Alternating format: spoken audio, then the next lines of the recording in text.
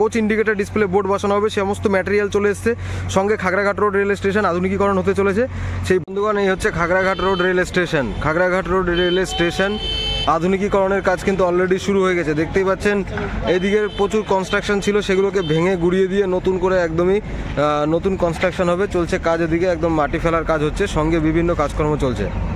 বন্ধুগণ দেখতেই পাচ্ছেন কাজ চলছে এই মুহূর্তে, একদম ট্রাকে করে প্রচুর মাটি দিয়ে দেওয়া হচ্ছে, সঙ্গে বিভিন্ন কাজকর্ম চলছে। দেখতে পাচ্ছেন একদমই চারোদিকে প্রচুর কাজ, ওয়ার্ক পুরো খাগড়াঘাট রোড রেল স্টেশন জুড়ে শুরু হয়েছে। বন্ধুগণ দেখতে পাচ্ছেন কাজ চলছে লাইনে, একদমই সেই পুরো যে এদিকে কনস্ট্রাকশন ছিল বাথরুম একটা, সেই বাথরুমকে একদম গুড়িয়ে দিয়ে সরিয়ে দেওয়া হয়েছে, কারণ এখানে নতুন বিল্ডিং নির্মাণ হবে। অমৃত ভারত প্রকল্পের কাজ খাগড়াঘাট রোড রেল স্টেশনে শুরু হয়েছে।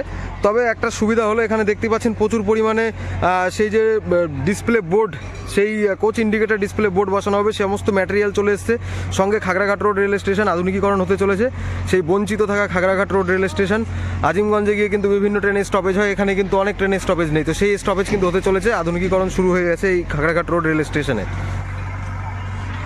অলরেডি দেখতেই পাচ্ছেন সেই কোচ ইন্ডিকেটর ডিসপ্লে বোর্ড লাগানোর জন্য সমস্ত পোল পোস্টগুলো লাগানো হয়ে গেছে পুরো স্টেশনের বিভিন্ন প্ল্যাটফর্মে।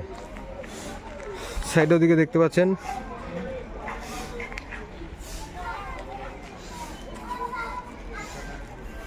দু নম্বর প্ল্যাটফর্মে লাগানো কমপ্লিট, তো কাজ চলছে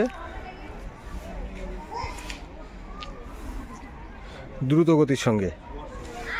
তো বন্ধুগণ দেখতেই পাচ্ছেন বিভিন্ন প্ল্যাটফর্মে কোচ ইন্ডিকেটর ডিসপ্লে বোর্ড লাগানোর জন্য সেই যে ওয়্যার ইনস্টল পাইপ লাইনের মাধ্যমে চলছে। দেখতেই পাচ্ছেন পুরো গর্ত করে পাইপ লাইন বসানো চলছে।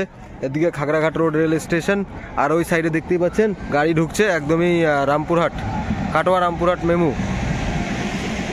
আর এদিকে পুরো সমস্ত জায়গায় এদিকে দেখতে পাচ্ছেন এখানেও কিন্তু যে গাড়ি ঢুকবে তার যে কোন কোচ কোন পজিশনে সেই পোল পোস্টগুলো লাগানো কমপ্লিট।